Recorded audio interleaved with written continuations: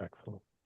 All right, fantastic. Let's call to order the Economic Development Commission for the City of Olivet for January 26, 2026. It is 7:05 p.m. Ms. Dowdy, would you call the roll? I don't actually have that in front of me. Let's I'm gonna go see. ahead, Don. I I'm got sorry? him down. I Okay, got him thank you. down. Okay. On a roll call, Commissioner Donaldson, Here. Commissioner Moons, Here. Commissioner Zielinski, Commissioner Zielinski. I'm sorry. Was here. All right. I see his hand. Commissioner Patershuk. I am online and here. Okay. And Miss Jacobs was out of town, or Commissioner Jacobs was out of town. And if she does, she'll try to zoom in. And there, our council liaison, Kate Pichon-Hellman, is in attendance, along with our senior planner, Don Doty, and myself, Carlos Trejo, the planning director. Okay, Don. Okay. So we're gonna start with public comments as we normally do. And that is where and tonight we are only live streaming and we do not have any attendees. All of the attendees are elevated as panelists. Should there have been people in attendance, then they would have been able to make public comments up to 3 minutes. And since we don't have any attendees, we're just going to move right along to our minutes. You have links to 4 sets of minutes in the agenda, and if someone could accept those minutes into the record. I would make the motion to accept the minutes, having read them previously to the meeting. Second that motion. I have a motion, or I guess it's not a motion, an acceptance from Chairman Patershuk and a second from Commissioner Donaldson. Uh, Carlos, you have the roll. Yes. Okay. Commissioner Donaldson? Yes. Agreed. Yes. Commissioner Moons? Yes. Commissioner Zielinski? And Commissioner Patershuk? Yes. And acceptance of the minutes passes unanimously 4-0. Commissioner Zielinski, I can hear your voice, but it is very muffled and quiet. And just for future notice, even though you second or accept a motion, then it is not really like you still have to vote in the roll call. And as far as reports, that bumps up kind of our time to shine up to the front. And I just realized that I still left all of that at the bottom of the presentation. Carlos, do you want to cover that later? The city Yeah, report we or can get to those our staff afterwards. report, I mean. And then we don't have any commissioner reports this time unless anybody uh, would like or has anything specific to say, or not specific, but if anybody has anything to say kind of prior to the meeting. In the future, I will hopefully be getting reports from each of you as to, if you've accomplished any contacts with businesses, and if what those results were. Does that sound good? And Actually, I have one. okay. It's not with regards to that, but I just resent an email to Carlos. I don't know if you got it. I sent it earlier Yes. this afternoon with regards Yes, sir. to a blurb that I wrote a while back with regards to something that might go in the Olivet Life newsletter, just explaining what the EDC does, because we've never had a column in there. It just might be opportune that because there's so many things happening and coming online right now, it'd be nice to just to say that yes, some people within the community did have a look at all these things and they did do due diligence on this. Oh, that sounds good. I would love to take a look at that. But Carlos will and I will talk about it tomorrow. But that's really definitely in the spirit of what we're requesting and what we're trying to do as staff. So, perfect, Chairman Patterson. So, City Council Liaison, would you like to go early or would you like to go late? Since I know that it's kind of a change up in the repertoire. I guess it doesn't much matter to me one way or the other. I'm happy to just kind of provide brief summary now.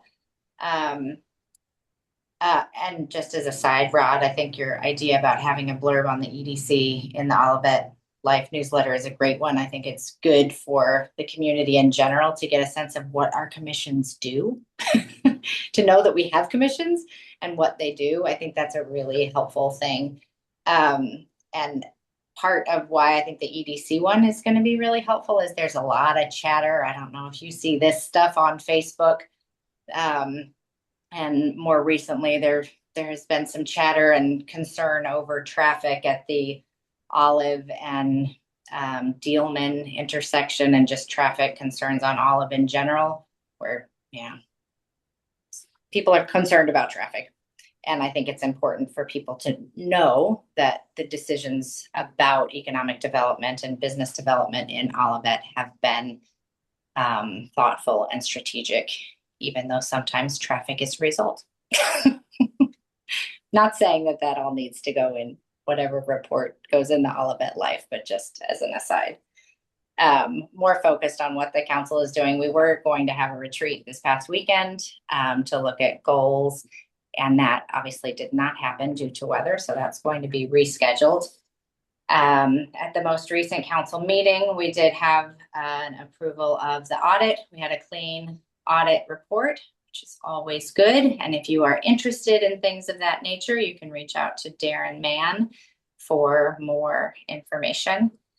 And then coming up at our meeting tomorrow, we have a presentation from Parks and Rec for a potential reciprocal agreement with the city of Creve Coeur that would allow the residents of Creve Coeur to use our Five Oaks facility at resident rates, and would also allow our Olivet residents to use the Creve Coeur ice rink and golf course at Creve Coeur resident rates. So I think Here.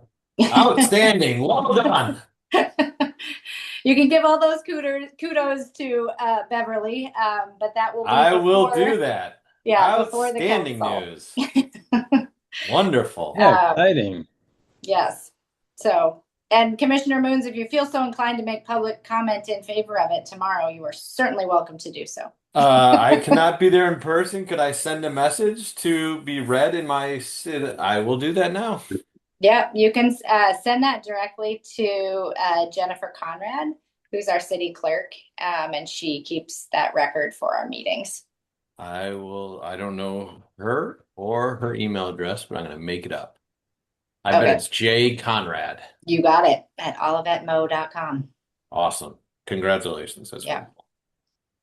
And then Carlos will probably give, I'm guessing, more of an in-depth report on this, but Lot 5 for the hotel is moving right along, and there are apparently 12,000 truckloads of dirt, topsoil, fill, whatever you want to call it, that have to be moved off the site. So that will be a behemoth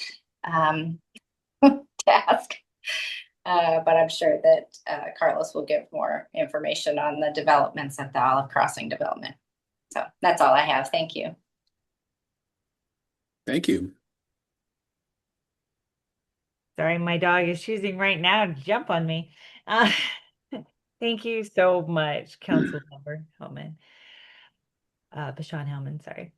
And going I had a straight, question actually. I know it wasn't covered in the city council, but it was the, I think, planning commission. I heard that there was discussion of the data center topic, Is that true that that came up at the Planning Commission? And I guess I'm not so much wondering about an update, although I'm very interested, but whether any of that topic will intersect with our work as the EDC and having a perspective on that proactively, or whether we are just retroactive or reactive rather, or it's not our purview, it's the Planning Committee's purview. Any thoughts? Yeah, I can go ahead and address it. The commission is discussing what we call a text amendment to our code right now. Data centers are considered, whether it's through the term of warehousing or communications, our terms are somewhat old and pretty general. And what would happen is if there was a data center proposed in all of that, it would be what we call permitted by right, meaning that if a location was found, all they would have to do is apply for building permits and get an occupancy certificate in there. Given some of the concerns and also some of the actions of some of our neighbors, their plan commission is talking about changing that and requiring what we call a special permit. What a special permit is that it has to be reviewed and acted on by the plan commission, but then forwarded to the city council, and then the city council has final say for that type of user. The ordinance is kind of drafted to mimic similar to what Creve Coeur just adopted a couple of months ago regarding data centers, and it's not to prohibit them, but it's just to add an additional layer of control. There are some conditions that the commission placed that need to be addressed in part of its review. Some of them has to do with energy usage, water usage, noise, and then we do have a buffering requirement for residential properties. Now, the second component of your questions regarding the Economic Development Commission and such, I think that's something, I mean, in the past, it hasn't been a purview of the EDC, not to say that it doesn't have to be. And we probably need to improve our collaboration between the two groups in there, and that's something we can work on. It was kind of outlined in our comprehensive plan, and the final recommendation usually goes, it's a land use issue, usually goes to the commission. Now, any land use issue has an economic impact too, and that's a discussion we can start having about that, of whether,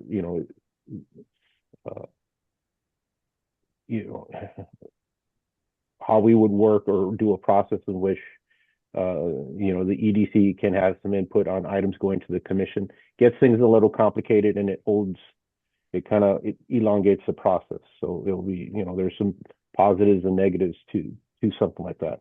But it could be something we can put up for discussion at a later date, and that might be something for our council liaison. When you guys have the retreat, probably looking at some of the commission EDC type of responsibilities and what type of activities you would want, some input on. And it's not unique. I mean, I think I know some of the process in Creve Coeur where they have two separate committees and groups. Typically, land use issues don't get involved with the EDC unless there's some type of an incentives request or a request from the council for the EDC to provide some input. And the way the process is kind of set up, kind of going longer than what it is like the PCDC only reports to the council. The EDC only reports to the council. It's generally not set up as a triangle. Not to say that it can't be, but it's a discussion we'd have to have and kind of take a look at and how to make that most efficient.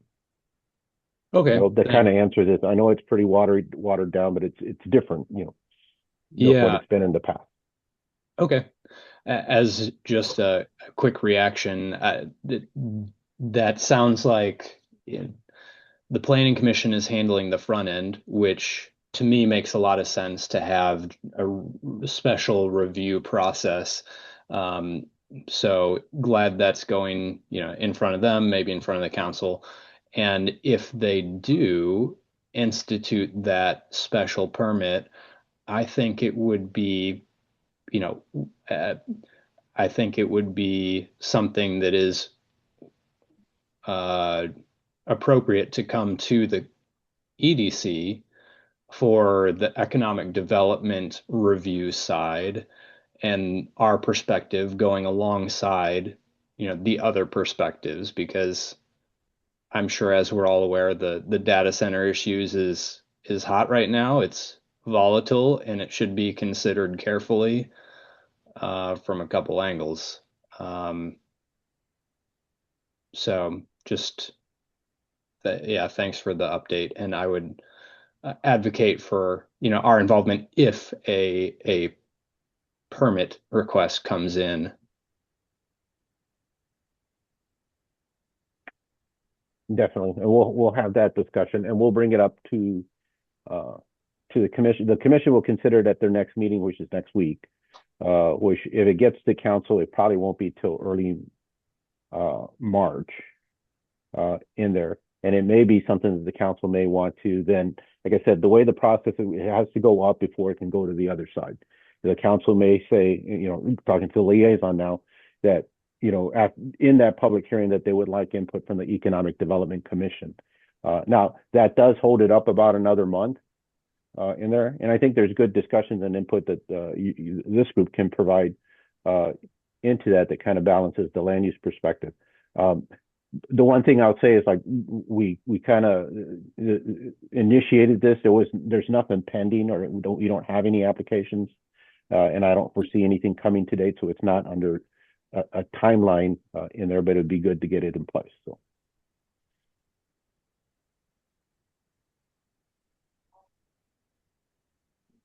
Were there any other questions? None for me, thanks. No, good discussion. It's something we probably have to have a look at if it comes before us. Okay. All right. All right. On to business communications plan. We are making efforts to be more active with the Creve Coeur Olivet Chamber, attend events where city businesses will be in attendance. We were actually on Friday at the Rock and Roll Bingo, and it was pretty fun. Kate saw a lot of the real me there on display. So, and there'll be pictures. And it was amazing. The real Dawn. Well, I tried to get some free squares, but it was unsuccessful. I still had really a lot of fun in the process. Our dining guide and walkability guide are out there. We had discussed doing a healthcare guide. That putting that guide together has been a lot more challenging in terms of readability, since there are so many businesses that are at a single location. So I looked at doing, more of a combination of heat and like it's points with numbers on them to show the quantity, and then try to do, some page 2 listing of the businesses. However, they're not all businesses that are looking for additional customers. You know what I'm saying? Like there are home-based businesses and things like that. So that it's not in an end pass, but I'm not sure that the information that we would be putting out there is, 100% something that we need to put out there as a community. It seemed like health communications, service, or not health communications, sorry, my bad. Health services, it's good that we have so many in town. I think it's fantastic that we have a lot of nonprofits in town. However, they kind of, the nonprofits would actually almost be better to promote than the healthcare, because our healthcare, we have a lot of therapists. and things like that. Not all of them are accepting new clients. Not all of them are, it's the home-based businesses that I worry about like the most. And there's like four of those on the list. So, it out of a list of 20 something, it's statistically significant.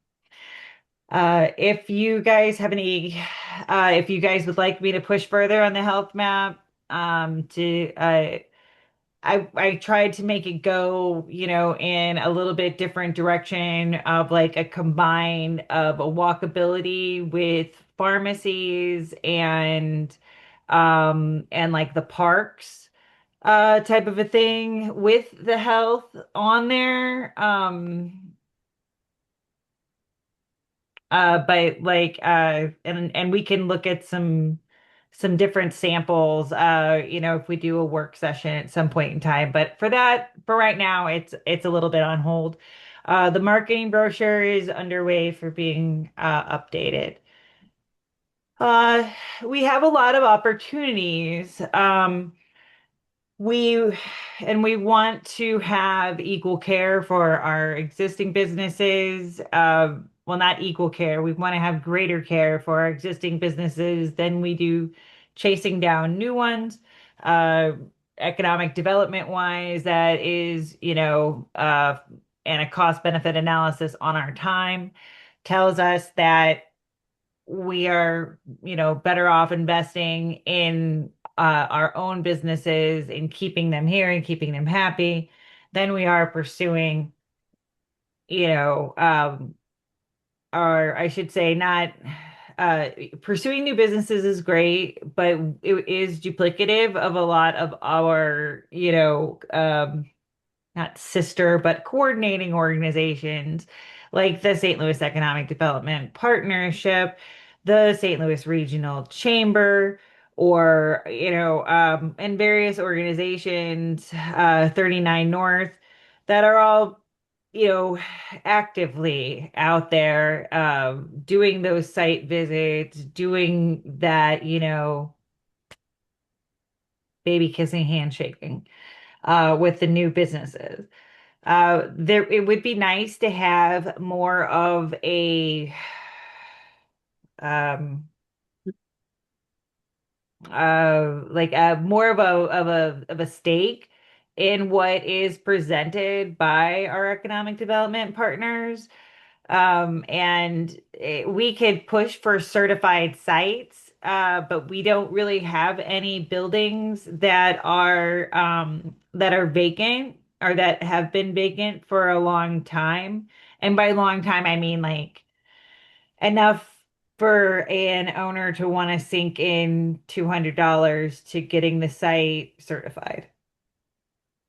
So, the 1220 North Price site I thought was a really good, you know, uh, really good site for that, since it was such a big building and it had been unused for so long. But with Paddle and Pickle there and Door.com there, we really don't have any large spaces that are needing to be marketed.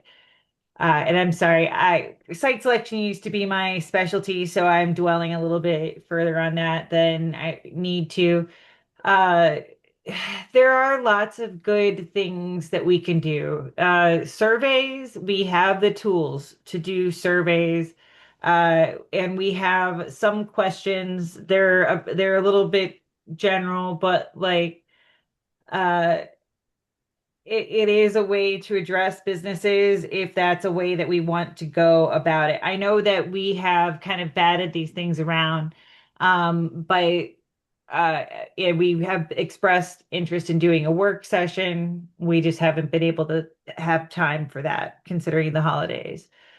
Uh, the and testimonials, it's the surveys and interviews, meetings with businesses. That's a great way to get testimonials. uh to ask them if they have something that they would like to say. I'm going to take it, and I've got permission from Kenex Fong, from Paris Baguette, to use a quote from her from the recent Coffee with the Mayor, where the owners of Paris Baguette and the Brass Tap talked about, coming to Olivet and choosing Olivet. And I'm definitely, I'd like to use her quotes for what she said, because she really said some very, I can't think of any quotes right now, of course, because I'm on the spot, but she really said some wonderful things. On to what the communication approach from the business communications plan, which I'm sure you guys all read very thoroughly. Uh, but these, are sections that are in there. And what we're suggesting is to, moving on with these tasks of identify and select businesses. And next few slides, I've got specific businesses, our top employers, and our top revenue generators in terms of their total business license fees paid. So that is, those are for merchants. And if they are a dual, it is then their merchant and their service combined. So this is it's really key to relationship building with our businesses, to be out there and have, even though we're a small community, to have boots on the ground is really significant. And to have it be, a joint, engagement with the businesses. So the recommendations from the business communications plan, which were amended, and I did not write down the year, but they were amended somewhat recently. I want to say 2022, to include these 4 questions. And what is the city doing well? How has business been? What they will tell you, that will usually get a lot of honest answers out of people, because it shows, you're asking about them and not their perception of the city. And people are, they'll sugarcoat things, that when when you're asking for somebody's opinion of you, you don't say, well, you're this is too big and that is too small. You tend to say the nice things, but when you ask about how business is doing, they will kind of dive into that story of what is going on with them in their lives, and you can pull out those things that are related to all of that. So, and sometimes there won't be things that we can affect. That is something that we always have to keep in mind as we're addressing businesses, is that they may have problems that we may not be able to do anything about. It could be the economy in some way, their customer base. We are a small part of it, making sure that they are happy and trying to address any way that we can improve, things for them. That is what we can do. But it helps that, as I had alluded to, developing those testimonials, and it's all about branding, driving that message of the city home, and having that unified open front. It says a lot about our transparency and our openness to address the businesses directly. But we can get these tattooed on us later. Here are Don, can you go back? Because this is it's from the department head. So this is the engagement the city manager has had with us. And I'll go back to our liaison here. This is a council priority in there. I think this was going to be discussed at the retreat yesterday. Unfortunately, because of weather, it didn't happen. But we've kind of been told that the consensus of the council is that they want us to engage with local businesses, and at this point, kind of ask these 4 questions. So what we're trying to get from the commission, because the commission's kind of talked about this, the engagement plan, the communications plan started with the first 3. Don noted the amendment like around 2022 where we added this 4th question. So what we're looking for today is some kind of guidance of, on these 4 questions, is there anything that should be tweaked? How best is it to go out and engage in these questions, whether that's something the EDC wants to provide some assistance, or they prefer staff, or they prefer elected officials, or or a city manager or one of the chiefs to engage that. The goal here is, and I think some of the thought process behind this is, we lost one of our major employers, over 850 people, and we didn't know until they were ready to leave. And if we missed an opportunity to have been engaged with that business, would there have been an opportunity to kind of respond or see if there was any second thoughts of staying to the site?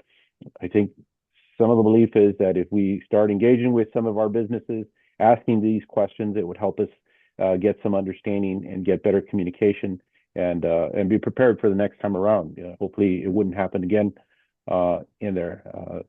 The first 3 questions, were put back in 2018. The 4th one was revised in 2022. We've talked about it here and there. Now we're trying to ask the commission, how best do we do this? If it's something the commission thinks staff should take care of or engage with, or it should be elected officials, these should be the questions.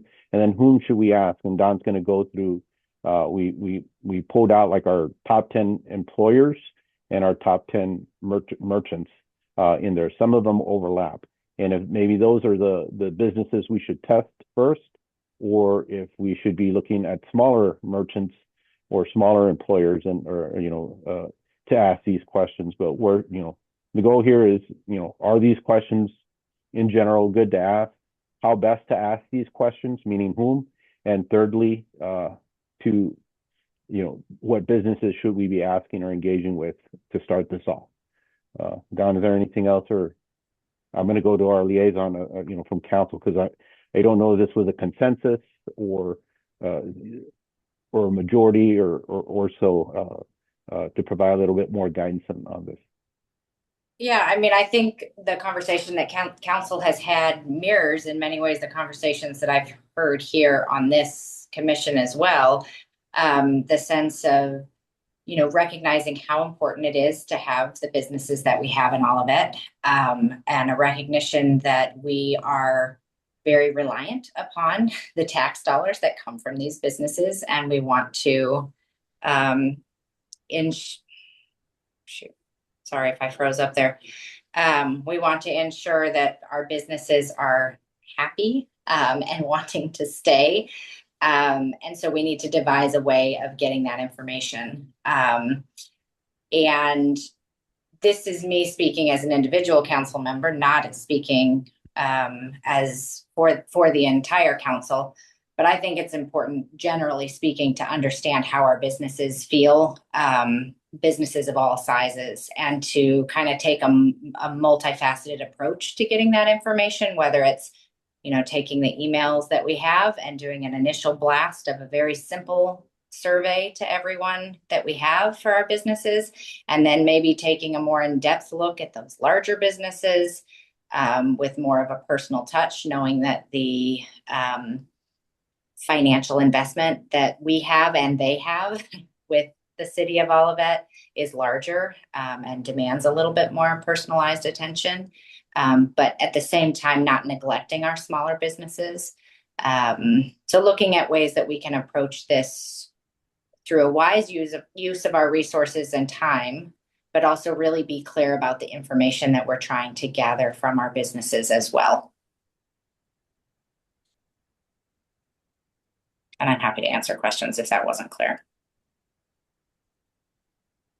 I think it was completely clear. I don't think this is a heavy lift by any means. And the fact that we've been looking at those same 4 questions for, 4 or 5 years without having a definitive answer is maybe an issue for us to look at each other, but at the same time, it doesn't mean we can't get it done in a very quick pace. So I think, Donna, if you want to go to the next slide, we can look at who you want to target. I also believe that sending out a blast email with a very quick survey is not a poor way of getting an initial read, at least the starting benchmark. And we could target some of those key partners. I also strongly believe that there's no way the city could have prevented 1,000-person operation from leaving. I'm sure that had nothing to do with the city and had everything to do with some other corporate decision tied to it. That doesn't mean that we couldn't have known ahead of time. But I think like the example of what's happening with Emerson right now is the complete opposite. Here you have a corporate partner who's like actively trying to engage with the city on many levels, which is something that I don't think we've seen in many years from a major like corporate partner. So I don't know, that's my thought. Nate, did you, Can or you I'm guys hear sorry. me? Can you hear me okay? Yep. All right. So I say yes to all of that, and I think everyone serves a role, and I think we should probably think about how we should we can look at how you divvy up into two buckets, but I would think of it this way. I would take a three-pronged approach. And I would say our most important businesses and relationships are the largest and that drive the most economic development. I think the city officials need to have vested interest in that game if you want to keep something like if you could keep something, as David was saying, from happening like that. I think newer businesses in the town, that's where you have staff go and talk to them because a lot of their feedback and questions maybe about administrative things, trying to understand the landscape. And then I think you figure out what the other ones you want to target, your long established, your smaller retails, and you let us go out as ambassadors where we can't do a lot of damage, but maybe we can do some benefit and just have more like smaller conversations with them. So you may want to think of trifurcating them in buckets like that. And I don't think that because I don't think there's one solution to all of it. I think we need to different businesses have different needs at different times. Mhm. No, I really see what you're saying, and I kind of like that. I'd like to give some more thought to that too. Um, I don't, yeah, I don't necessarily think that we, want to send you guys out on your own type of a thing and, just kind of push you out of the nest, right? But uh being a part, If you send David to the card shop, I mean, I'll they go may there trick him into tomorrow buying more morning. cards. I'll go. I will bear that cross. I will be there in the morning. Right. So I think there's businesses, if I have to go to Fallon's and have a drink and talk to them, like I think there are ones that maybe that's what we just have to be selective on who we target. Um, and there may be ones that we have better relationships with that we may be willing to have that. So, but that would be to me the lower end of it where we're just trying to find some micro trends that could bubble up into macro information. right? Good note. Good note. Anybody else have any questions or comments? Yes, Rod. I mean, Uh, just with Chairman regards Patterson. to communication between EDC and the city. I've asked this before with regards to things like uh, coffee with mayor or what have you. I see these things come through, but it'd be nice to get an email. And I've asked this before, I believe, a couple of meetings back, saying, "Hey, it'd be great to see a representative from EDC if we have a new business like Paris Baguette coming in." Just to show some support from the community rather than just from the city. Because I don't look at ourselves as part of the city necessarily. We're residents and business owners within the city, so we're kind of in the same boat. So just a heads up, an invite, whatever would be great to see because actually, and the other thing is Commissioner Moons mentioned that the Emerson people are bending over backwards trying to work with the city. I'd like to know more about that. I don't know anything about that. So, little things like that would be great to hear. And we do try to keep everybody up to date. I know I missed my reminder email last week, but as far as the and I've kind of tried to stress this that communications don't go out through me. And like things like what David's talking about, I actually don't really have a pulse on that. So like signing up through the website, and I've got actually a slide about that in a little while that shows where you can sign up for when an agenda is posted. You can get an email or you can get a text, and that's kind of the best way to know about things that are going on, because a lot of it has to do with parks and it doesn't go through planning or economic development, of course, at all. So, just putting that out there, I will be better about sending out some more regular emails. However, it cannot replace your personal attention. I'm just looking at, specific things that are going on with businesses. Okay. Well, yeah, I guess the coffee with the mayor. We will have a coffee with the mayor coming up on April 8th. Oh, wait a second. Nope. We pushed that to the July. Is that correct, Carlos? That the EDC meeting that we're going to have with businesses or with the business of the year? That would be my understanding on the Yes. schedule. Okay. Or no? So the coffee with the mayors are quarterly now. And so yes, I think I missed an opportunity to share that with everybody about the coffee with the mayor. But that's kind of why, since not every event, even if it involves businesses, goes through us, I did miss that opportunity, and that Well, is there's other things too, I like for apologize. example, there's been, uh, we were actually looking to get a tour of the Clover before it was done. Uh, City Council went, and I think PCDC went, and we talked about it, but we really didn't get our act together about getting us together on that.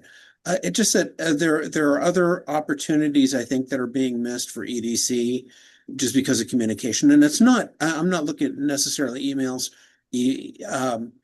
invites, that sort of thing, but get ourselves out in the community would be a little bit better on behalf of the city in conjunction with the city. I gotcha. No, that's well noted. For real. Uh, yeah, because we could definitely, try to be more a part of those openings. Um, I think there's always a lot going on from a building standpoint, for us, and so maybe we're overlooking that opportunity. Or I say we clearly out overlooking that opportunity, but it's something for consideration. Thank you. Right, that's all we need. Okay, Right. thank you. So your Anybody else? question, yeah, your original questions were, how do these questions look? How should we ask, and who should we ask? So I don't know if we've answered those exactly, but as far as my perspective on the questions, I think they've looked fine. I'm sure they look good. I'm sure they've been talked over a lot. I don't think I can see any added to them. They're, open-ended enough. They're simple enough.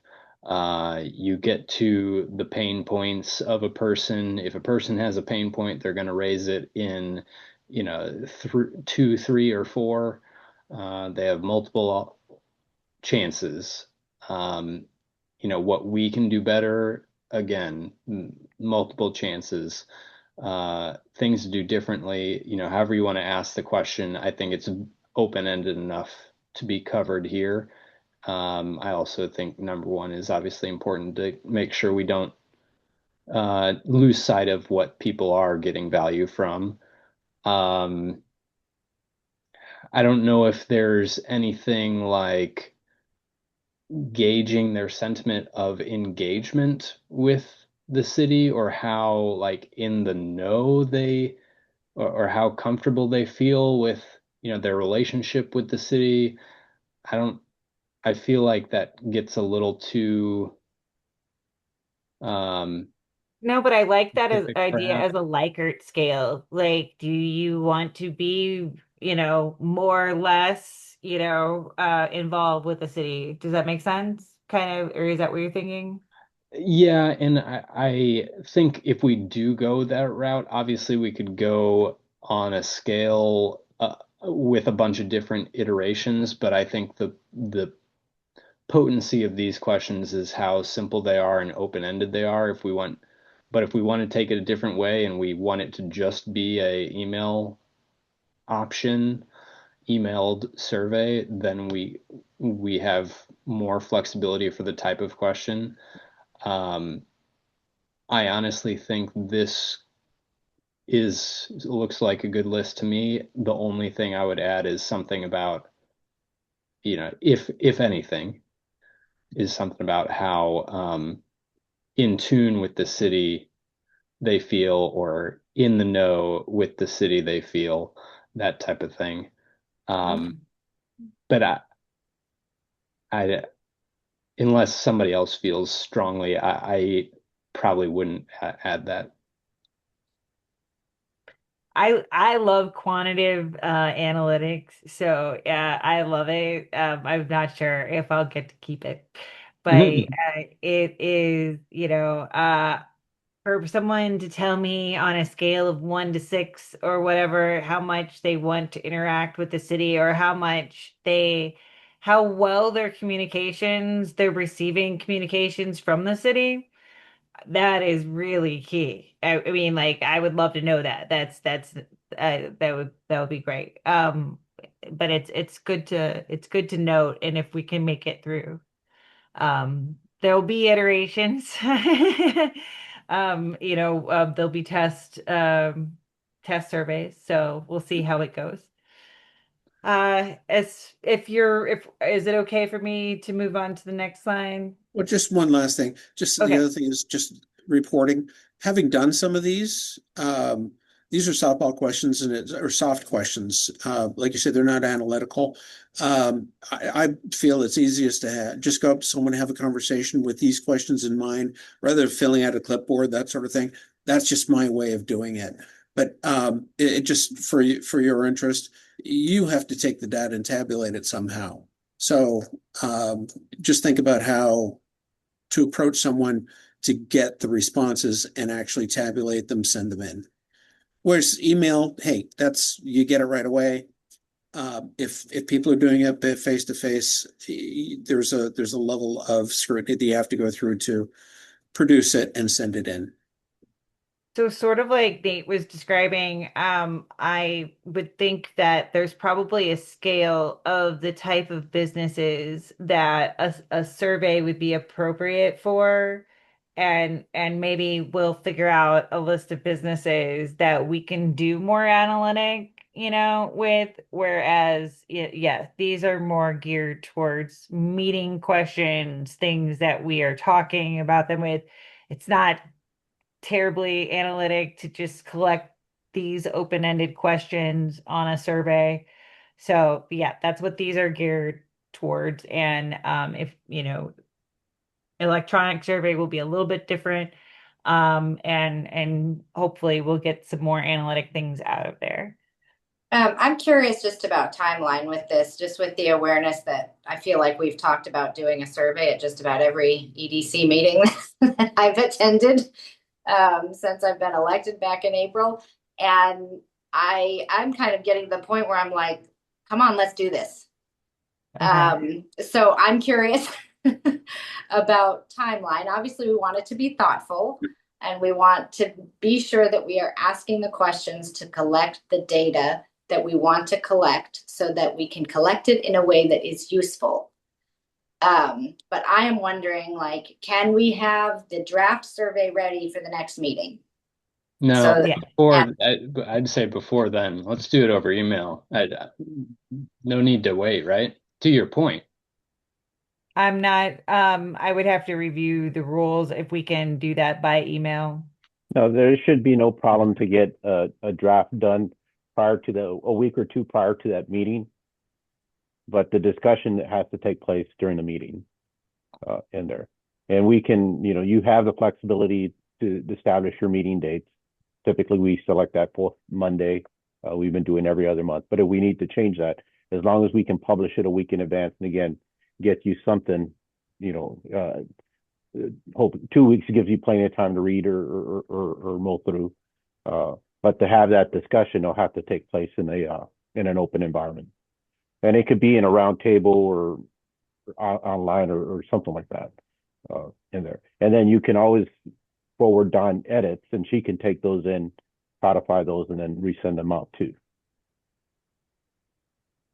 Because it seems like to me, if I'm hearing the conversations from the commission correctly, there's a sense of like, let's at least get started on the survey. And then the more in-depth and more personal things, either those come out of the survey or those are in addition to the survey, but let's at least get this one going. Okay. Noted.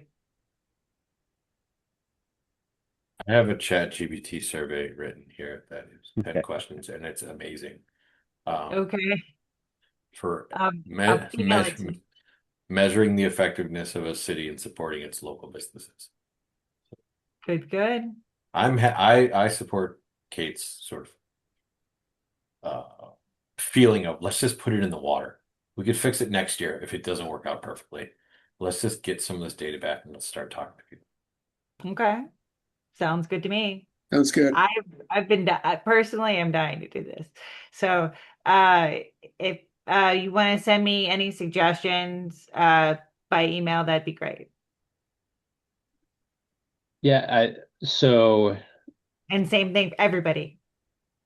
Suggestions, whatever work. I'm just going to compile it, but I will also have a draft for you to look at weeks in advance. okay. I thought we were bringing this up so we could start doing the survey and agree on the questions that are on the screen, but we need to go another iteration to. I guess a finalization, because you've given suggestions for some more quantitative questions. So let me get it into the survey, and then you guys can review the draft. I thought and this is Carlos speaking, that there was like a three-prong approach to this. Again, that some city officials can go ahead on with some of these general questions and start that engagement, especially as we go to the next two slides on those lists in there. The second would be working on some type of survey in there that can be administered by staff and issued out. Now, we would welcome the input or the assistance of the EDC to put that survey together, and that's something we can get ready for our next meeting in there. And then, of course, EDC members can go out and engage with some of the businesses that have been here for quite some time, and you have personal relations with in there, and just ask them questions in general in there. So we would have these 4 questions to start engaging with some of the larger businesses, putting together a survey that we could send out mass in there, and then a more personalized touch by some of the EDC members to talk with some of the long-term local businesses and just ask some general questions. Is that correct? Or I think that's amazing. Let's do that. Trifurcation right? plan and the survey layered in on top. Yeah, what I understood, Nate, please correct me if I misconstrued your comments. We trifurcate with the survey. We're all getting out the survey, but the city leaders pay attention, give a special touch delivering it. Could be over email, however, but them as messengers to the biggest folks, then the staff to the new ones delivering it, just the same survey, and then us to the other long-standing businesses, etc. Again, the same survey. It's the same survey. We're just dividing up the population between the 3 of us and getting it out, I guess however we see fit, but if I was doing it, it'd be email outreach and then follow up as needed, with more personal touch. Can we just look at the companies? So like Enterprise, right? Like where would you even send this email survey to Enterprise, Um, right? Like who is the person you want the answer from? So I just want to understand. That's why I'm saying a company like that, I think it's more a city official goes and has a conversation but I haven't seen the list yet. So, oh, here we go. Thank you. Like CVS Pharmacy, like, is that going to be you? Like, who are we going to send that to locally that's going to be speaking on behalf of CVS Pharmacy? Or does that make sense? Some of these other ones, maybe, yeah, that makes sense. But Walgreens, I don't know. Thoughts? I agree. I mean, those are Walgreens has 6,000 locations. We're not gonna get it. We could talk to like the local manager, but the success or failure of that store is not going to be a function of the city. Now, Crown Equipment, which is like, a regional location, then that's their only location in the St. Louis region. Like that is someone we want to talk to. Auto beauty specialists, those folks have one location here. But I agree. CVS and Walgreens, there is going to be very little value, I think, that comes from that dialogue. I suppose when I put the list together, I took the top 10 revenue and did not really put any thought into it being a suggestion. Um, I took the top 10. So, yes, I do see your point there with those, but we do have six others. If Shane Company, I don't know if that's actually a local company. But if you take CVS and Walgreens and Shane Company off of there, we still have seven that are good suggestions. And those are our top revenue generators. And obviously we can look at this list a lot of different ways. The full business list is on our website for the 2020 for 2025. And if you want, so I just kind of came up with some shorter lists based on the criteria I was given. And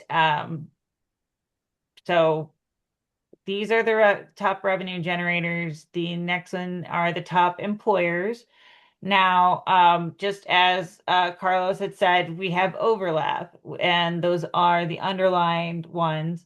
Crown Equipment, the gun company, Lincare, uh, they are larger companies, even in you know, the scheme of things, that, they're not household names necessarily, but they are larger organizations. Getting contacts, we do have contacts from the business licenses. So we are able to see if their contacts are out of town or if they have a local person here that we're able to reach out to. That may have been another or a good criteria.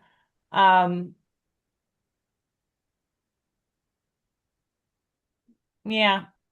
Kind of awesome. Have more than 10 businesses with 80 employees. So that was kind of the cutoff. So there are actually 11 companies on this list. And Emerson, even though that's an international organization, we do have local contacts here.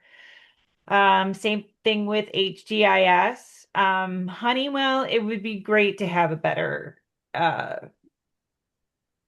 relationship with them. And that's a very, very large organization that undoubtedly has, some local C-suite individuals that we would want to have better relationships with to As you go through this list, it's actually interesting to note when you consider Murphy Company, Honeywell, they are industrial companies which are located in an area with growing retail.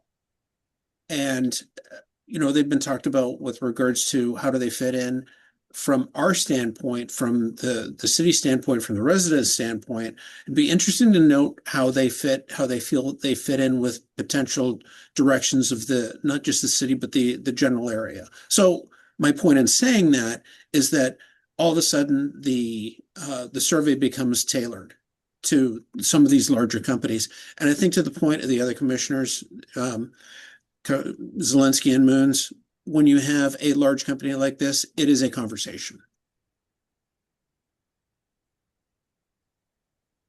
Yeah, we will look at that as far as, contacts.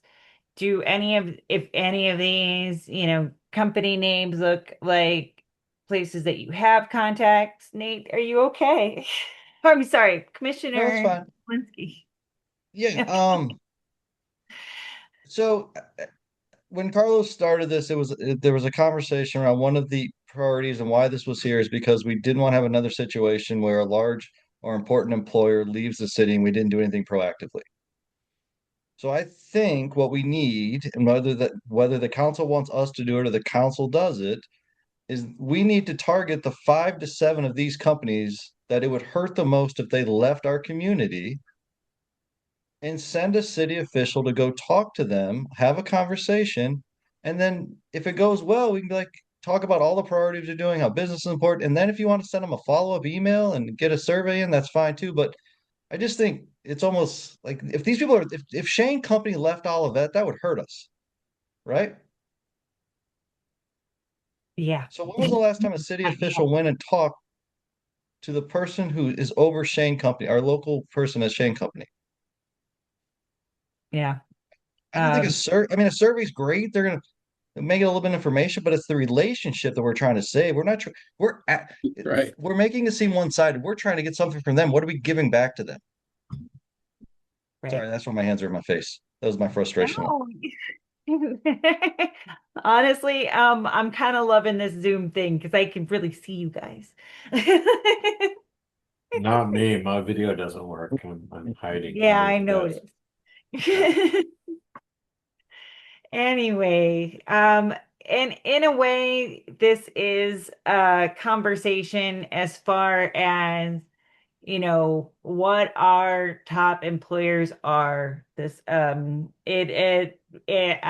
sorry, it's not a little bit better, but uh, just to note that they are larger companies.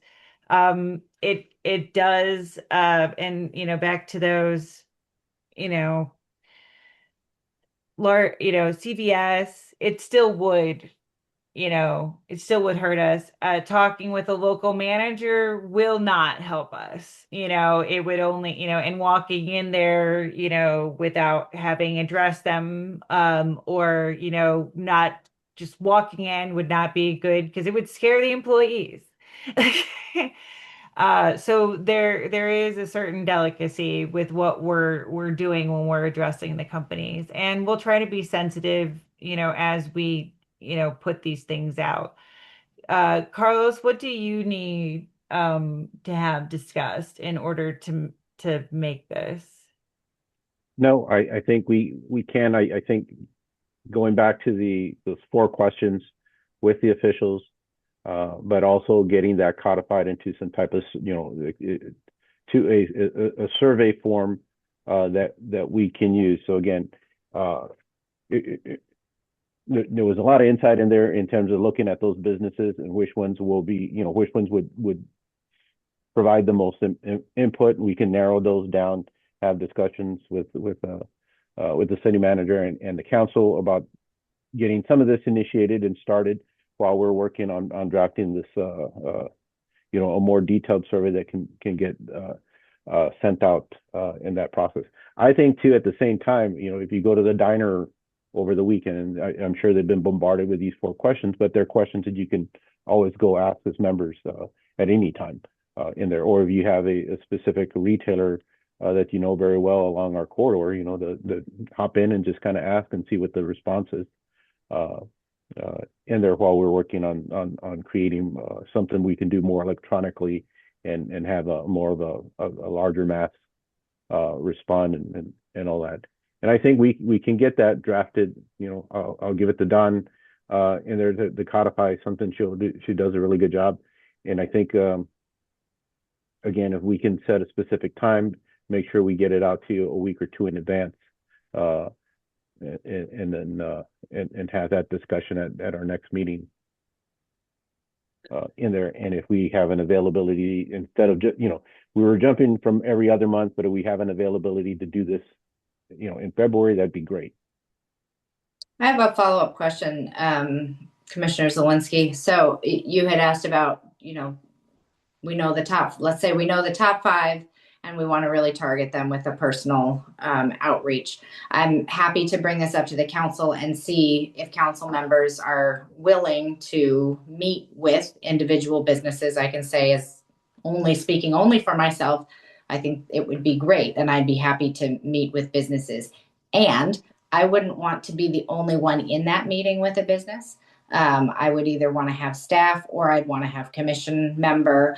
I think having more than one person in there so that you have, 2 sets of ears, 2 sets of eyes, 2 sets of brains picking up context and information, I think is helpful. So I would be curious to hear from commission members if this were a strategy we were to pursue, if you would be willing and able to commit the time. Obviously, we do the scheduling and all the things needed to meet with businesses, either with a council person or with a staff member.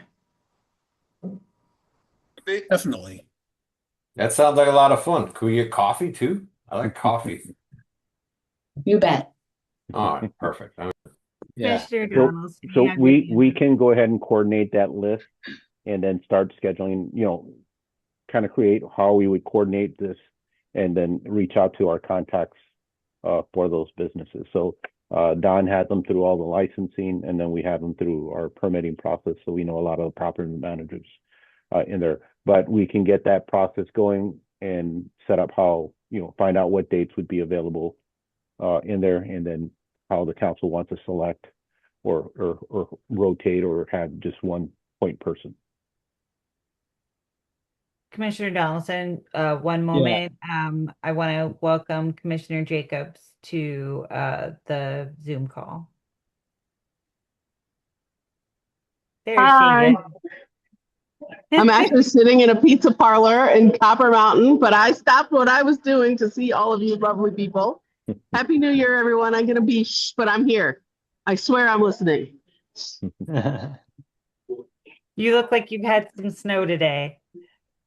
It's a story for another day, Dawn. Okay. All right, Commissioner Donaldson. Yeah, thanks. I mean, Councilwoman Kate and yourself or Carlos were already kind of going there, but I agree. Let's get parallel tracking on the list of people, not just the the top 10, 7, which I think it makes sense to meet with in person. Definitely on board with that. But let's just go ahead and get our list, our larger list. And we're not saying we have to, send it out to everybody and definitely not meet with everybody, but let's be able to have the discussion of how do we go through the list and divide up, how we're approaching each one. So we can, if we're taking the trifurcated approach, we figure out which 3 applies to which. We know, we're tag teaming with a leader, the first 10 on the list. But let's go ahead and make that, get that list going beyond the ones on the slide so we can discuss that next time as well. I can see the spreadsheet in my head. Great. It sounds good. Great. And if we can get a draft going on a shared document in advance as well, even better. Yes, absolutely. Transparency. I didn't even know trifurcate was a word. I thought it made it up, but I guess it is a word. So I was just following I've already sent the message to people on my team. I'm like, this guy used trifurcate in a meeting. It's amazing. Scrabble lovers unite. Or rejoice, I should say. Anyway. All right. So we are ready to move on. Yes? Okay. Done it to death. So our 5-year economic development plan, we've actually kind of already discussed quite a bit of this. It is on our agenda, but expanding that, uh, expanding our reach, getting out there, getting that, feedback from the businesses, whether we're doing not necessarily just if we're doing a good job, but how they're doing, and market ourselves and our brand, what our message is. So let's see. And position ourselves for economic growth.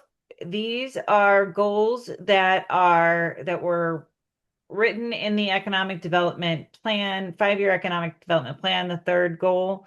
The establish local incentive policies and programs that was done in the catalyst strategy and comp plan.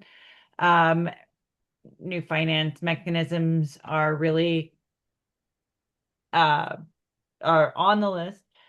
We need to make sure though that if we go towards drafting, or when we go towards drafting our next 5-year plan, that we align these predating goals with the new objectives of the comprehensive plan of 2024. So, which is still, 3 very basic statements. They came with these, and there are a lot.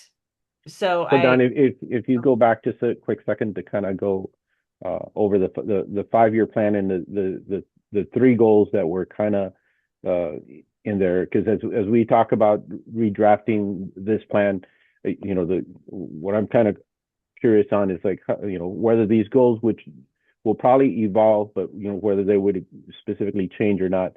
So goal 1 was to expand businesses and industry and all of that. Goal 2 in the next slide is to position all of that for economic growth, and goal 3 was to invest in the future of all of that. And they're pretty broad general goals in there, and these objectives kind of supplement that. When we went through our comprehensive plan, we held off on updating the 5-year economic development plan. It's just the title. But now if you go to our comprehensive plan update, what we heard from the community in that plan was to attract and retain desired businesses, to grow the tax base that supports our schools and quality public services, and to increase the diversity of all of its workforce. So the objectives of attract and retain and grow the tax base are pretty much reflected in those 3 original goals. The third objective here that I don't find it that it's specific, at least in the 5-year plan, is to increase the diversity of the workforce. And that might be something, again, as the commission looks into updating the 5-year plan, that would be something we would have to kind of encourage to some type to integrate it into the plan, whether it's its own goal itself or it becomes one of the objectives of us to start to look at in there. There are other actions. Don's going to go through those, but I just wanted to kind of highlight that, because I think those 3 original goals are well reflected in those first 2 objectives on this slide. But the third one was something new that was brought in. It wasn't part of our old comprehensive plan, and it wasn't part of the 5-year plan discussions. So.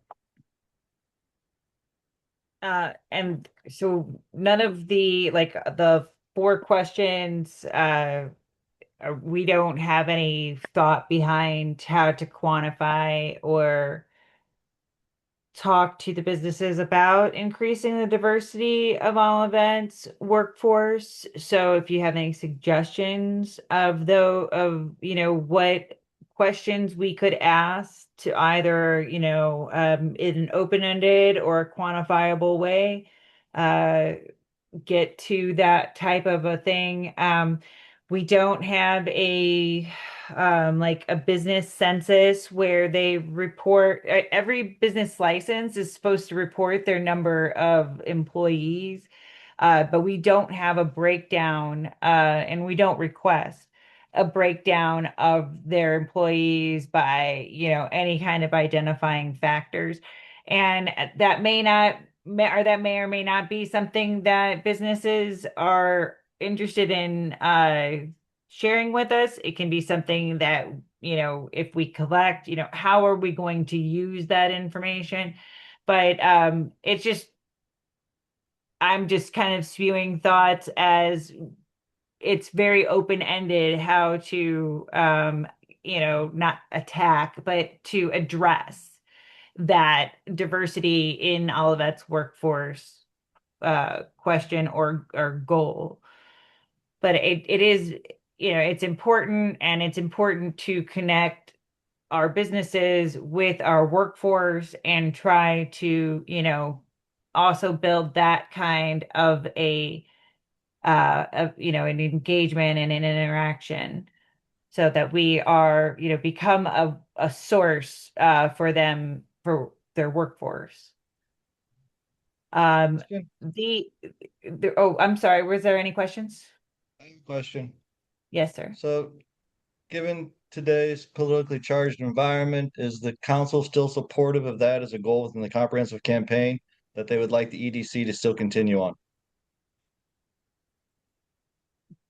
It has not been amended formally, so I would say that it is still a standing goal. It is part of our comprehensive plan. The council adopted the comprehensive plan in 2024, and the comprehensive plan still stands. Thank you. Thank you for asking, though. So there are 18, I believe, 18 or 19 potential community actions that are listed, and this is not the best place to read them all. This is in our comprehensive plan. I would insist that you go to the comprehensive plan to read these more thoroughly, as there's a lot to think about. It is for the suggestions, these will help, it helps guide just like the goal, but and in that third goal that hasn't been, thought of already, right? This is where our potential community actions may lie. And if there are no questions, I'm going to, that's the end of my my discussion of the 5-year plan. Carlos, did you want me to stay on that, or do you want to move on to the next? Yeah, I'd like to get some input on the commission on how best to kind of work forward towards, that 5-year plan. I look at it, if you go back down, the way the plan was kind of written, these things are constantly, I feel that they're constantly in place. The expand businesses and industry, position the city for growth, and I forgot the other one about marketing the city. I don't invest in the future. That we are going to, and we may, but that we're going to check these off, and that this goal was done. Like they're continuous goals to work towards and forward to. Now, the devil's in the details, and maybe it's in the objectives of looking at reassessing those objectives on how to get those goals done more efficiently, and there on behalf of the city. A lot of the things we've kind of created or have established, the process, those were kind of highlighted in red in there. But the problem came in is that we kind of called this the 5-year economic development plan, and we put a published date of 2018. and we're getting close to 10 years of how do we go back and get this position where it's still an active process. And I don't think that we've abandoned the activity of the 5-year plan at any point. We did have, quite a bit less staff at one point in time, and now that we are fully staffed, this is the time to move on it. But it's certainly not that it wasn't always constantly in motion and in effect.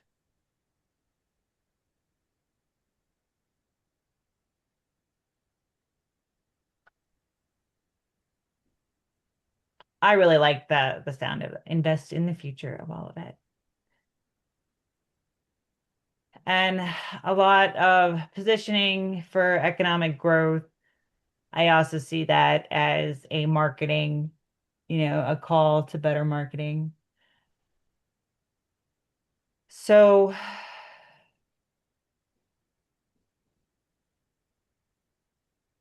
are there any questions? Any thoughts? I guess I'm confused as to, I mean, I've seen the goals before, read over the 5-year plan in the past. I'm confused as to what you're looking for from us. Do you want us to take action on something, react to something here? It was my understanding from the EDC that we wanted to update the 5-year plan. And when I look at it again, I see a lot of those 3 goals will probably stay consistent in that, whether we should focus on the individual objectives or create action steps, revised action steps for those objectives. And they're just looking for guidance on, I think the direction from the commission was, we need to update the 5-year plan. Some of it I kind of think is because it was called a 5-year plan that was adopted, 7 years ago. So it's like, was it supposed to be a continual plan, which I think it was, or, now that we're past the 5 years, do we have to rehaul it or just reaffirm that we're still working towards those goals, or do we, do a whole new plan? Wasn't that the purpose of the workshop? We were gonna get together and revise the plan? And that was the intent of what we were getting towards this meeting, but we also had some directives of getting those questions that we talked about earlier, a format set for that. Yeah, we agreed to all get together for like a workshop and sit down and just refresh the plan. Yeah. But if not, I'll make a motion that we do that if we can reschedule that whatever that meeting we're supposed to have this past weekend. Just if someone could pick a weekend where it's not going to snow, that would be helpful. I second the motion. Like we got a workshop coming. Exciting. Okay. And I Pros also think the input we get from the community in this effort of meeting with folks, surveying folks, it should really feed into this. So maybe it's a 2-part. We can do everything we can now, take a first pass. After we get some fresh input, we come back and see what, as we synthesize that, where it fits in and updates the plan. Okay. Can I offer a suggestion too? Just for me, as I'm looking through this packet, and I will be honest, I'm not sure exactly when I received this.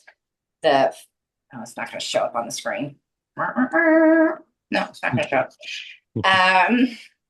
Anyway, this final report on the 5-year economic development plan, it breaks it down into the goals, the objectives rather, the actions, tasks, success measurements, resources needed. And then at the end there of each column, where all of the different objectives are broken down into actions and tasks, there's a timeline and effort. I would really love to see kind of a listing of what has happened that has like what's already been done to fulfill each individual action and task.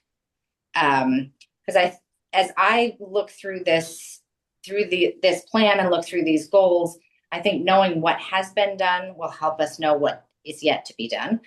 But also will hopefully help the commission as a whole prioritize which of these actions are the ones that we really want to focus on. And yeah, so having a sense of what has actually happened, because almost all of these on the timeline and effort say ongoing. And then some of them have specific things, but they're fairly general, like newsletter, department reports. Like if there's some real concrete kind of metrics, measurements, and I know some of that is just going to be determined based on what staff feels like meets those actions and tasks, and that's fine. But just to have some real concrete measurable items would be helpful. 100%. And I would agree that my hypothesis is that there's a lot of meat left on the bone of this plan, which is by design, ongoing actions, etc. But I would also say that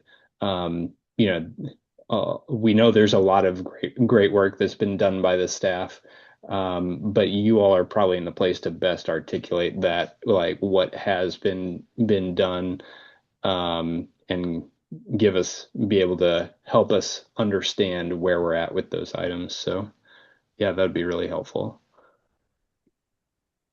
Okay.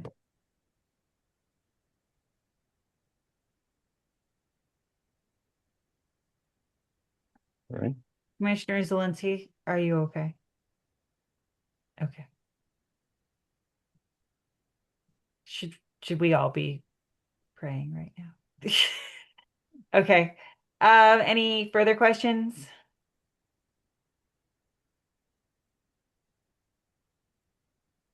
Or suggestions, comments, complaints?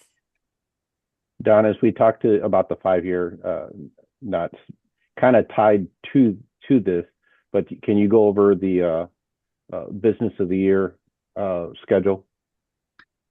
Yes. I don't have a slide for this, but the business of the year schedule is pretty simple. We are going to be releasing, it has been a phenomenal success, I've got to say. It has, really gotten people excited. And we've seen, this year will be very interesting because we'll get to see the difference between our first year, second, and third, right? We had a lot more voters this year, over twice as many voters this year as we had last year.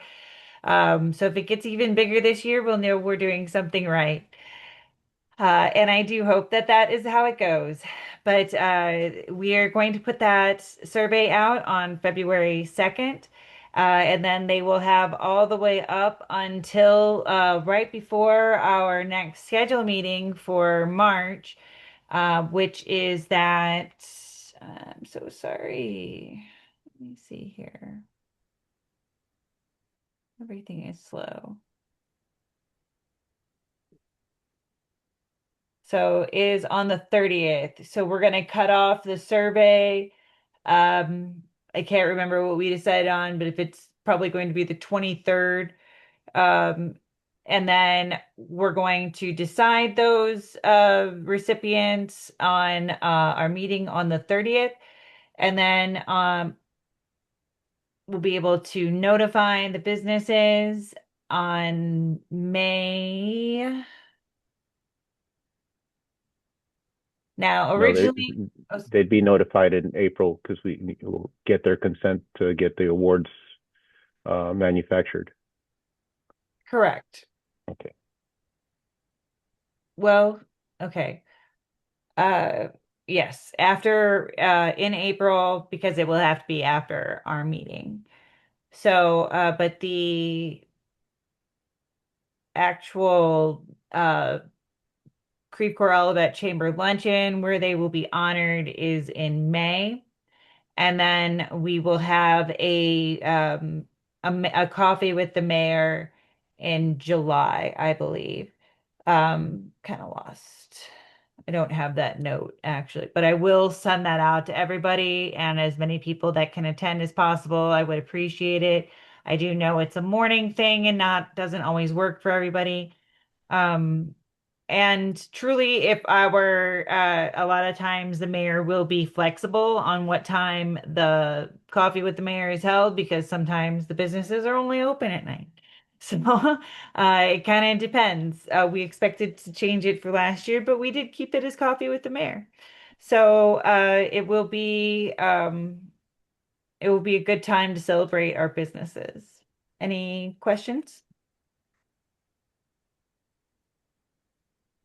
Suggestions, The- comments, complaints? The key thing would be, again, we appreciate any,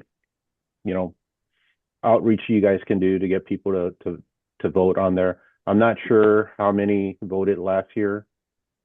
And Uh, yeah, like 187.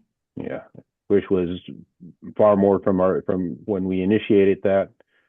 So again, we're just trying to get the word out in there. The dates are kind of set because we have to meet the May presentation for the chamber and have enough time to, of course, personalize the trophies and things of that nature. So that's why the date of March 30th is set for the commission to be presented the results, and then also for the commission to select the third award winner, which is the Commissioner's Award. So commission members to start thinking of businesses that you've seen that have been active with the community and have that discussion. Good enough. Yeah, Commissioner's Choice Award.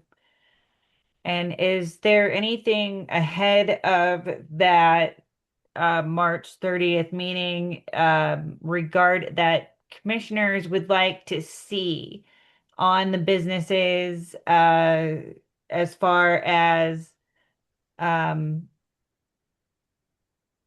like if there's any information that I can provide sorry that I can provide ahead of the meeting in order to give you more information, a more informed decision?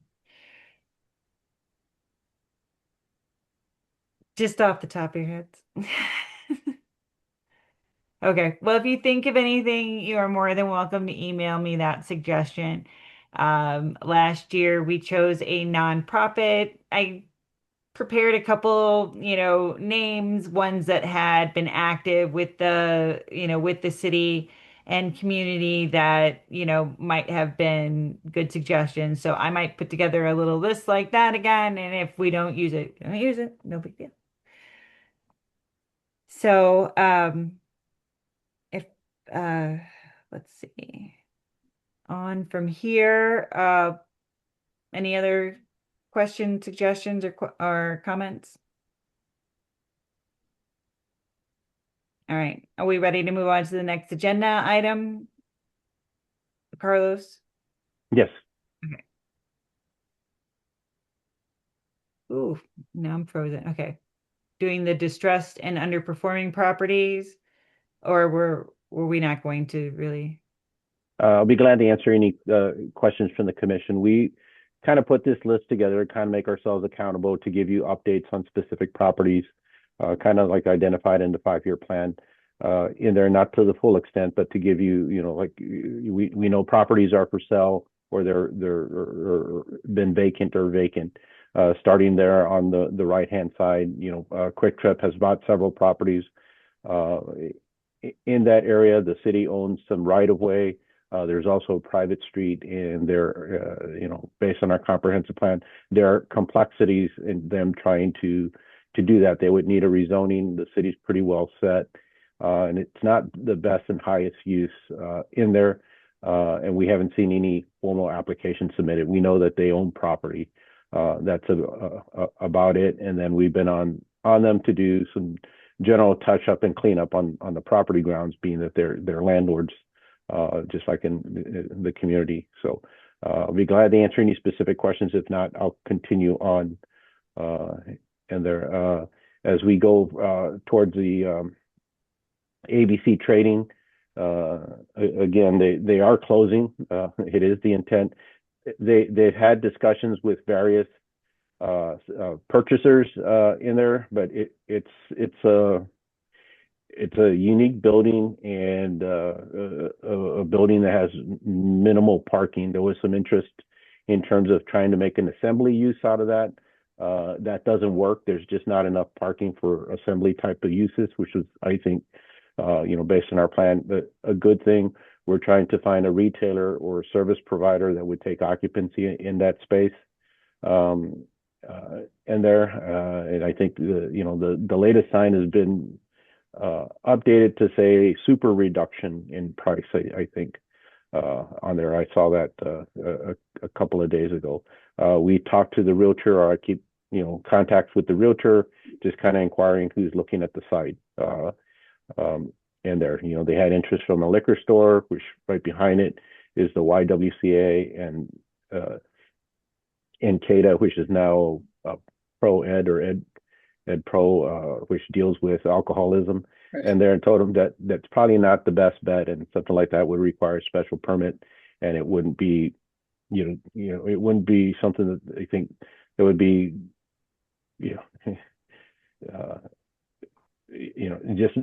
while it is a use, it's not the best and highest use for that location. Could happen somewhere else, but given the proximity to some of the existing users, probably not in the city's best interest. The next one, Don. The problem with that is that commercial property right now is really in the tank. Yeah. It's got And great especially- frontage and stuff, but it's an odd building. Yes, that's probably one of the biggest hiccups on there. I've been talking with the owners of Enchanted Bride. They're looking to retrofit that building. There's something about the building deco that they really like and they want to keep in there, and they're taking a look at what they can do. Now, in keeping that building, which it is a nice building, but it needs some major structural improvements. Keeping the building gives them more flexibility than if they were to tear down that building and rebuild. They wouldn't be able to use that placement and would have issues with their parking and such. So that might be one of the things of why they're trying to use the existing structure as is. They are looking for a retailer to continue on that site, not the same type. And then as you head further west, you can see what we call, it used to be the old Hanger Prosthetics. They vacated that site, and we again know the realtor in there. They haven't had any. Nobody's approached us in terms of looking into the site, but we know we've had some issues with the property grounds, especially on the far northern end with this property. We also know that the property next door, where Sinorama is at, has a new purchaser. And at least two of the three tenants that were there are gone. And I think the other one is on a month-to-month lease. So we're keeping eyes, trying to find out what we can and see where we can try to at least get some input or discussions on the properties in there. Most of these are private, and most of these probably wouldn't come to the commission in there unless they were looking for some type of incentives. At this point, nobody's asked or made any inquiries. We're just, they're good locations, and there's interest in trying to retrofit those in there, on their own. So, and we would, encourage them to do so. So, be glad to answer any questions, or if there's any other content that you'd like us to provide with them, we'll do so.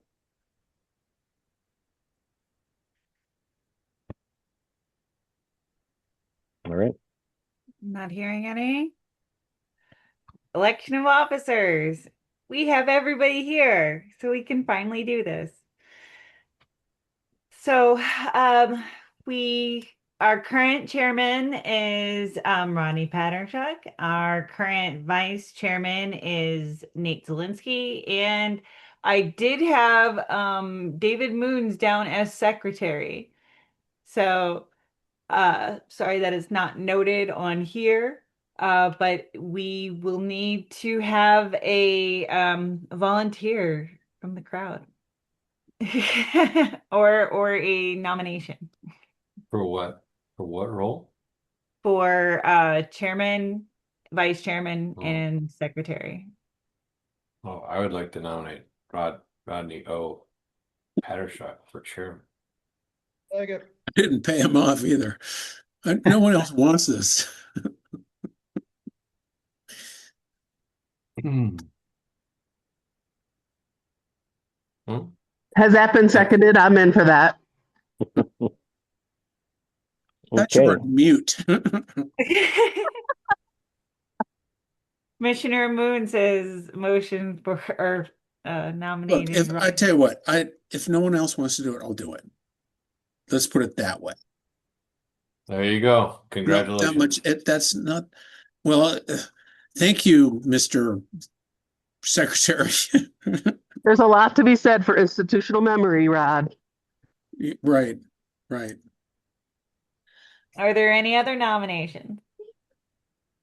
Rod will be, or Commissioner Patershek will run unopposed. And so he has won it. The chairman for the next term is Rodney Patershek. Well, I tell you what, Nate and David, do you want to continue on with your positions? I'm probably gonna bounce on July 31st. I mean, it looks like I've been here 13 years. That seems like a long time. I want to give someone else the opportunity to do this. So Okay. I will remove my name for any I will make a motion for David Moons to be the vice chair because I think he would be a worthy successor if Rod I would hangs up I the would gavel. second that motion. I would second that motion. Oh, that is. Nate, you are quite a guy. You are really a gem. You're All going to be part of missed. the trifurcation. Yeah. Bifurcate your lip for that one. All right, we have a motion from Commissioner Zelinski and a second by Commissioner Jacobs.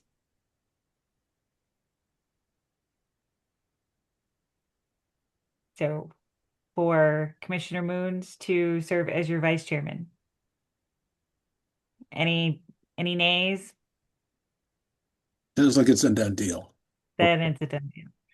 All right, and for secretary, do we have any nominations? I would like to nominate Commissioner Donaldson for secretary. I second that. That sounds good. I was gonna nominate myself, but you beat me to it. Well, perfect. Congratulations, Secretary Donaldson. I also think that we should start the process for looking at backfills. This is not a voting measure, but we should put our feelers out if Nate is going to be rolling off. I also have been now on the commission for 8 years, and I probably are gonna look at rolling off at some point in the upcoming future. So we should have discussions with members of the community to see if anyone wants to take on this responsibility. Okie dokie. Well, I hope we keep you, Commissioner Moons, until 2027. I will fulfill my obligation till 2027 for sure. Thank you. Well, congratulations, new officers. Welcome. Meet the new boss, same as the old boss. All right. Speaking of election, are we moving on to, I guess, elections? I guess if there's any new business, other business. Speaking of elections, I understand there is an election coming up, and how many places are open, how many incumbents are running, and how many new people are on the slate? There are two council seats that are up this year. The current holders are Mike Solomonov and Maxine Weil. Mm-hmm. I believe 3 people have signed up to run or had submitted the paperwork for running, and that includes Mr. Solomonov, Mr. Bill Hansen, who is a member of the city's Park and Recreation Commission, and Rob Jergel, who's a member of the city's Planning and Community Design Commission. And I believe those are the only 3. So know, the council, Maxine Wheel is decided not to run. I don't believe the paperwork was submitted. Okay. And that was due in December, am I correct? Correct. Mhm. Yeah. So rock the vote come April. And this was, I had alluded to earlier about the calendars, to look, and to encourage you to look on the calendars, although, I will be more on the lookout for, business that should be brought to the commission that are not necessarily business, but events that you should be made aware of. Much appreciated. And as far as there was very little on the event calendar for the next few months. But we do have a craft and vendor fair in February, Valentine's Day. And I'm sorry, that date on the March meeting, that was supposed to be a 3, not a 2. So that's the 30th, not the 20th.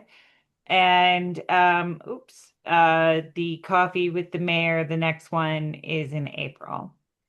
And Don, 2 quick things. I mean, would it be okay again if we look at a possible commission date towards the end of February? Yeah, In there, we'll send out in there. I know Don has some pre-scheduled time off. I believe that's the beginning of March. So I don't want to interfere. yeah, our normal meeting date, or maybe it won't. I don't think it would affect that normal meeting date. So the last Monday of February is going to be The 23rd, if we continue like on a Monday schedule. so the Okay. 23rd. Does that work for everybody, or should we send out a poll, or can we decide now? Works for me right now. Works for me. It works for me right now too. All right. For me. So I'm our checking goal my will be calendar. our goal will be by the 13th to have some sort of draft framework of the survey, and then some of the other approaches that were discussed in there for the commission to view. In addition to that, we'll have an update to the accomplishments that the liaison was talking about regarding the economic development plan. I think we got 2 weeks. We can get that put together. Definitely. Okay, and I'm good for the 23rd. Okay. And then the second thing was, there any questions regarding any we didn't give the staff reports, but we do have a public hearing before the council tomorrow for Mercy Health Systems. They just call themselves Mercy, to open a what they call an ambulatory pharmacy at 9321 Olive Boulevard. That's that big building next to Intelligrated, if you're familiar with Olive. It's the northwest corner of Olive and Dealman. That's the one I was afraid about, a data center. It's a 108 square foot building, used to be occupied by US Bank. They had a kind of a back office call center there, one at their peak, over 350 employees. In there, Mercy is looking to, retrofit that building, open up what they call like a centralized ambulatory pharmacy, and have they'll start off with about, I think, 140 employees, and then build up onward from there. I think it's a good user, a good fit in for that site, and it says that property is zoned industrial and keeps it industrial, which keeps our good balance of it with retail, industrial, and residential in there. But that is before the council tomorrow for a public hearing. In that, again, our council liaison talked about what we call Lot 6, which is the hotel. In there, we should see some activity on that site this week, and we've been trying to push to get building plans submitted for to get construction going on that site as best we can.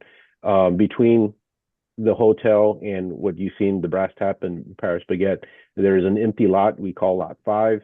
That was going to be the office building structure.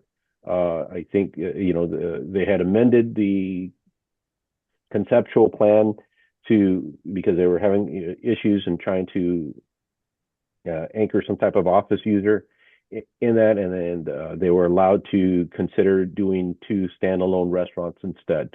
And I think that is the pursuit that they're going to take a look at. And they're the apartment complex behind Chevy's, that's nearing completion. They anticipate occupancy by March coming up. It's a really nice site. They did a nice job. Great public improvements, the sidewalk along Alice. In there, the cooperation with the Great Rivers Greenway, which will go through between the Chevys and the CVS side, and then kind of cut across their entrance in there. And I'll stop there. I know it's kind of late, but if there's any other sites or questions you have, I'll be glad to answer, or with our neighbors too. Just one quick one. Are there any announced opening dates of Paris Baguette and Brass Tap? They're looking at possible like public ribbon cutting openings by March, hoping that they can open sometime by mid-February, or softly open in that. And I hate to beleaguer the time, but it was interesting that we had a good discussion. One of their hardest, well, one of the biggest obstacles right now is finding people to work. And they're having a tough time. The Paris Baguette has to invest on several individuals that they send out of state to become these master bakers and all that. And then they also have to fill up, the positions. I think she has got like 40, 55 positions that restaurant will have. And it's been very difficult finding people. And you can see the explosion of, on the other side of the interstate, there's a lot of jobs out there, but there's not a lot of people that want to take or take up those positions. Yeah, I noticed that the Deerbergs at the end of 170 on Eager Road, they have a sign up that they are having a job fair for the University City location. So hopefully that answers what you were asking in terms of the opening dates. And then there's a Verizon store and Yes. And Smoothie King, and then but tropical smoothie. Yeah, and then I always get the two confused. Very It's different. tropical. right, and then we're looking about the same time frame to have that those completed opening about March. They're smaller spaces. They should be pretty well intact. Okay, good. Hey, one thing, driving home Friday, everybody's preparing for the storm. I thought the Audis was overparked. Oh my gosh. I mean, there were cars parked all over that site in there, even in the drive aisles. It was kind of amazing. A good thing to see. I mean, they must have had a really busy night in there. And of course, we, given the weather conditions that we're having it, but talk about a really active place Friday night. Yeah, we have a client who's actually living at Clover, and went to Aldi's and said, yeah, they had a really good run on their stock. So, all right. Anything else, or okay? All right. All right. Okay, with that, anything else? I would suggest this language for the adjournment to note the time and. Okay, fantastic. Okay. It is 8:58, and I do declare. Do you want to take a vote now? If you want to do Robert's rules.